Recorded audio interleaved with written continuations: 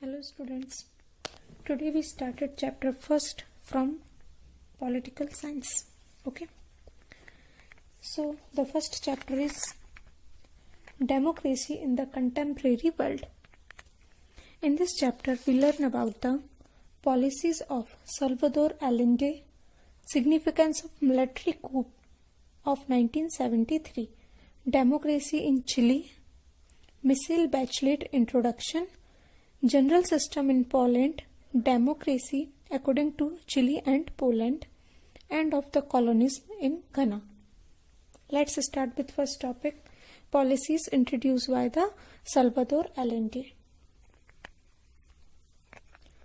So, the Allende was the founder leader of the Socialist Party of Chile and lead the Popular Unity coalition of the victory in the presidential election in 1970.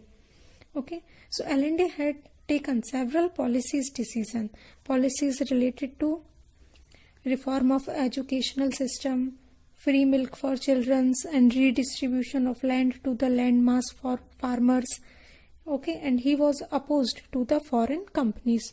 So these are the policies which was introduced by Allende after the president winning the president election in 1970. So the second thing is significance of military coup in 1973. On 11th September 1973 morning time, the military took over the seaport and the defense minister was arrested by the military when he was arrived at his office. So the military commander asked to the president to resign. Who was the president? Mr. Allende. But Allende refused to resign or leave the country. Then the military surrounded the president's house and started bombing it for torture him. President Allende died in the military attack. Then the government elected by the peoples was overthrown by the military through contemporary and violence. But the General Augusto Pinochet, an army general, led the coup. Okay, so he was the military officer.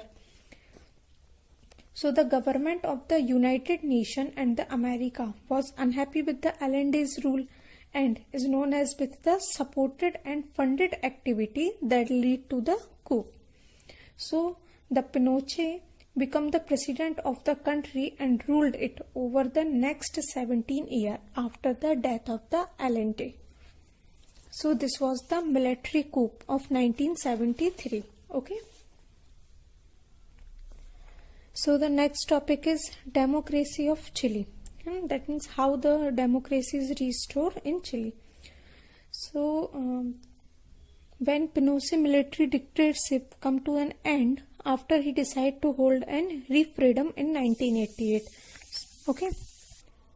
So at that time he felt confident that in this time referendum the peoples would say yes to his continuity in the power, but people of the Chile had not forgotten their democratic traditions. Okay, so they all say no for the rule of the Pinochet.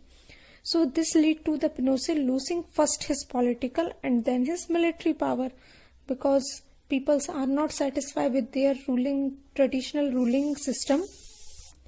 So at that time political freedom was restored. Okay, so since then Chile has held 4 presidential elections in which different political parties have participated. But slowly the army role in the country of government is eliminated because the rule of president party is held up by the country. So the elected government had come to the power, ordered inquiry into the Pinochet rule. So this was the democracy restored in Chile. So the next topic is introduction about Michelle Bachelet. Okay, who was he? So Michelle Bachelet was elected as a president in Chile in January 2006. Okay, so a medical doctor and the moderate socialist, and Michelle became the first woman to be defense minister in Latin America. He was the first woman who was elected as a president in America, Latin America. So in the presidential election, she defected one of the Chile's richest men. She defected one of the richest man, Chile's richest man. So she was the daughter of the Alberto Bachelet, okay, Chilean Air Force officer who was killed by Pinochet. So the next thing is government system in Poland.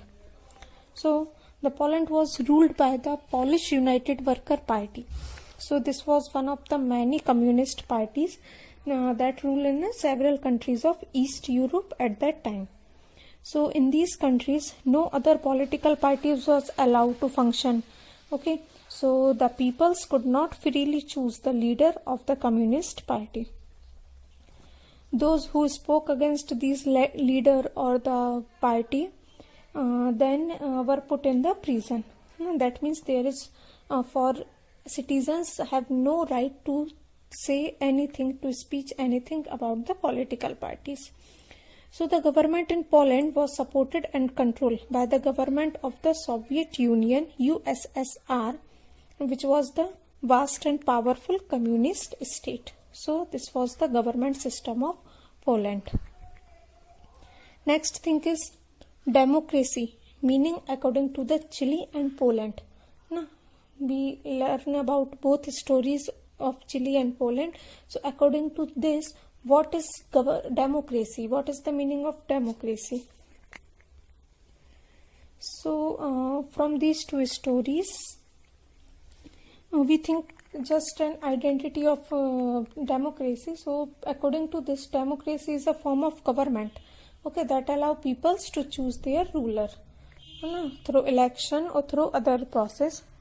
So in a democracy, only one leader was elected by people who rule for the country, and people have to freedom to express view, freedom to organize, and freedom to protest.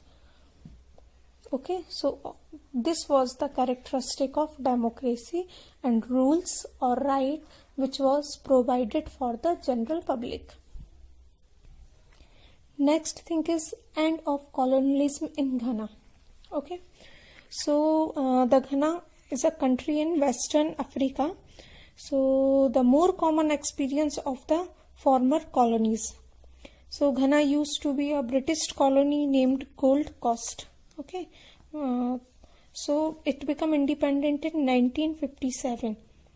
1957 it will be independent. Which name is British colony? Which name is Gold Coast. So it was among the first country in Africa that gained independence. So from them inspired other African countries to struggle for freedom, because they also want to be free from this system. So Kuman Nkrumah, who was the son of Goldsmith, and himself he was a teacher. So he taken active part for the independence struggle for the country. And after independence, Nkrumah became the first prime minister, and then he president of the Ghana, because he take more and more important active part for the independence. And Kuman Nkrumah was the friend of Jawaharlal Nehru and an inspiration for the democratic in Africa. But unlike Nehru, he got himself elected president for life. Okay, so this was the all struggle procedure for the end of the colonialism in Ghana, Africa. So I hope you all understand this. In this chapter we learn about the different democratic condition of different countries. Okay, thank you. Hello students.